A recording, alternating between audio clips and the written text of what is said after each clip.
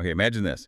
You step out and bam, this wave of energy just hits you. All these smells, amazing food, flowers maybe, and just stalls everywhere. Endless stalls. That's kind of the feeling of Bangkok's Chatuchak weekend market, right? Exactly. It's more than just a market, really. It's massive. We're talking over 35 acres, something like 15,000 vendors. It's genuinely one of the biggest weekend markets in the world. A real slice of Thai culture. And this deep dive is really for you, listening. If you've ever thought about going, or maybe you're already planning that 2-week trip to Thailand, you want to know what's good to eat, what you have to see.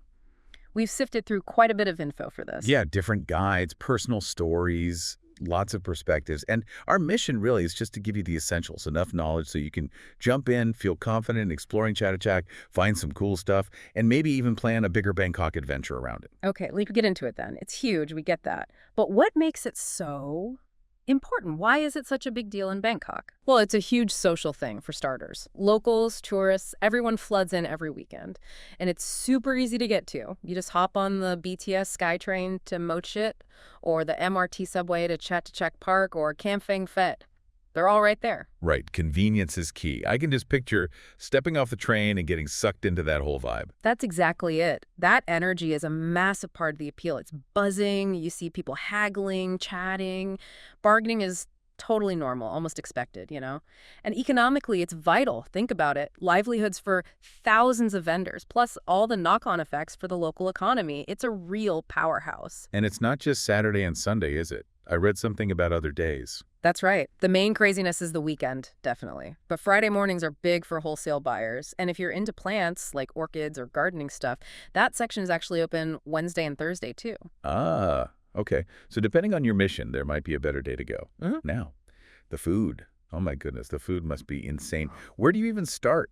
Yeah, it's a lot. But there are some classics you really should try, like Coco JJ. They do this homemade coconut ice cream. Oh, yeah. Served right in a coconut shell. And you can get toppings like sweet corn or sticky rice. It's so good, especially when it's hot. Coconut ice cream in a coconut with sticky rice. Okay, sold. That sounds amazing. And there's Viva 8. It's more like an outdoor hangout spot during the day. They often have DJs, big pans of paella cooking. It's got a really fun kind of party vibe. Good place to grab a bite and a beer. Paella in Bangkok. That's unexpected. Cool. Definitely. For something more traditionally Thai, there's Chatuchak duck noodles, sometimes just called preni. They're braised duck noodle soup. Unbelievable. So fragrant. The duck is super tender. And pork me samantha. Wow. Honey glazed roasted pork. Just be ready for a queue. It's that popular. Braised duck. Oh. Honey pork. Okay, I'm getting hungry just listening. What else? Any other absolute must-tries? Oh, yeah. Check out Rathinakos and boat noodle Chatuchak. They do these really intense, rich noodle soups, pork or beef. And you can add crispy pork rinds on top. Ooh, crunchy bits. Nice. Totally. And then, just wander. You'll smell grilled pork skewers everywhere. Find Hat Yai-style fried chicken that's got a specific kind of flavor. Really good. Tons of fresh fruit, obviously. Classic Thai iced tea, those toasty garlic skewers. And coffee. Loads of good fresh coffee stalls, too. It sounds like a food adventure map waiting to happen. So really, just follow your nose, follow your cravings. Pretty much. And the prices are generally really reasonable. You can try loads of different things without breaking the bank. Oh, and grab those fresh fruit juices. Perfect way to cool down while you're walking around. Definitely need to stay hydrated. Yeah. Okay, so assuming we haven't eaten ourselves into a coma, what about the stuff? The shopping, the sites within the market, how do you navigate that? Yeah, thinking in sections helps a lot. Section 7, for instance, is brilliant for handicrafts. Handmade jewelry, beautiful Thai silk scarves, cool lanterns, wood carvings, loads of stuff. Great for souvenirs and supporting local artists, too. Right, Section 7 for the artsy, handmade things. Got it. Then you've got sections 13 and 14, which is known as Pet Alley. Lots of animals for sale there. It's interesting to see, but honestly, you'd want to be really careful if you were thinking of buying. Animal welfare is definitely something to consider there. That's a really good point to make. Bit of caution needed there. What else? For something calmer, section 3 is all gardening supplies. Amazing orchids, succulents, cool pots, tools. It's actually quite peaceful compared to the rest of the market. And if you like old stuff, section 26 is the antiques zone.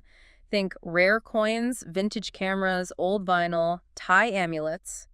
It's like digging through history. Antiques, I love that stuff. Could get lost in there for hours. Easily.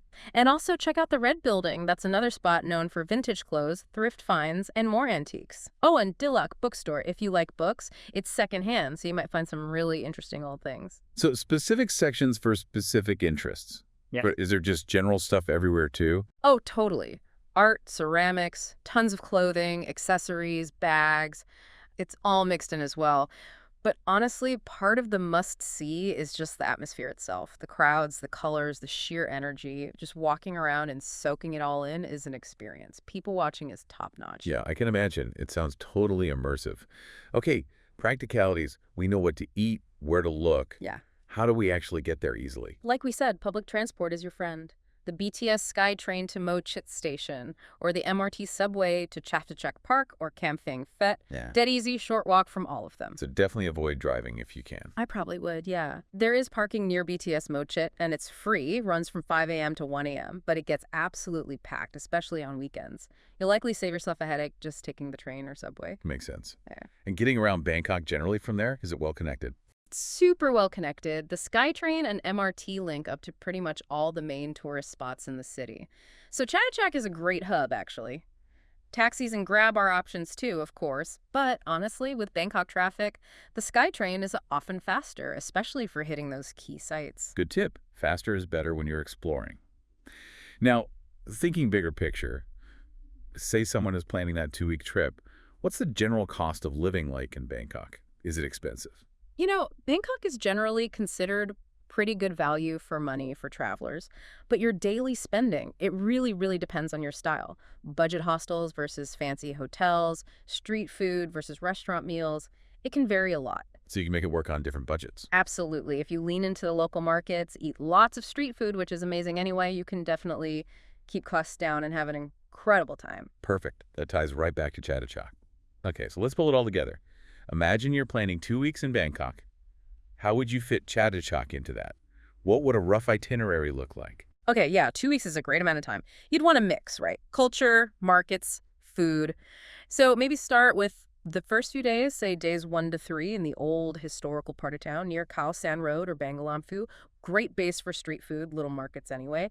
And you can easily hit the Grand Palace, Wat Phra Kayu, the Emerald Buddha Temple, and Wat Phu with the huge reclining Buddha. The riverboat, the Chao Phraya Express, is perfect for getting around that area. Right. Knock out those big historical sites first. Makes sense. Then, day 4, assuming it's a weekend, dedicate a big chunk of it to Chatuchak. Get there reasonably early to beat the worst of the crowds. Go try that coconut ice cream, the duck noodles, wander through Section 7 or 26, whatever grabs you. Maybe even pop across the road to Torkor Market afterwards. That's a more high-end food market. Really nice produce, great food court. A full market immersion day. What about after that? Day 5, maybe dive into Chinatown Yaowarat. It's awesome, both day and night. Totally different food experiences. Then perhaps shift base for days 6 and 7. Silem or a Saithon area. It's more modern, great restaurants, still well connected.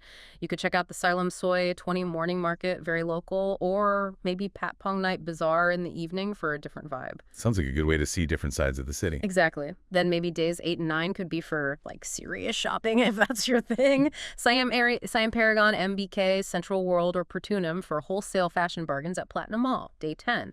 Maybe a fluting market. Klong Lat Mayom is a good one, especially on weekends. More food focused, very different feel. A floating market. Yes, Yeah. that feels essential. Totally. Days 11 and 12. Maybe that's a good time for a day trip out of Bangkok. Explore somewhere nearby. We didn't look into specific options for this dive, but there are loads of possibilities. Then the last couple of days, 13 and 14, catch anything you missed. More temples like Wat Arun, the Temple of Dawn across the river, museums. The Jim Thompson House is fascinating.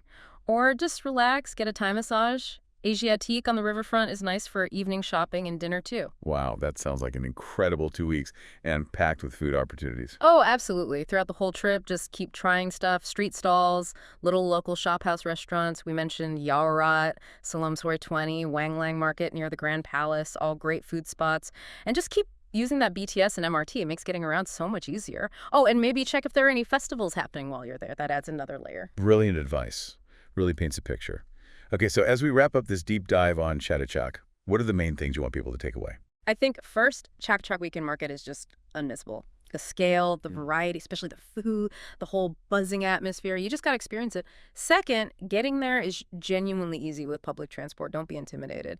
And third, Bangkok itself. It's fantastic value. You can have an amazing trip, whatever your budget, pretty much. A true feast for the senses, it sounds like. All right, so here's a final thought for you, our listener, to chew on. With this massive, vibrant market full of discoveries and tastes, what little corner of Chatuchak will you explore first? And what flavor, what unexpected find might become your lasting memory of Bangkok? Definitely keep exploring beyond what we've talked about today. There's always more to find.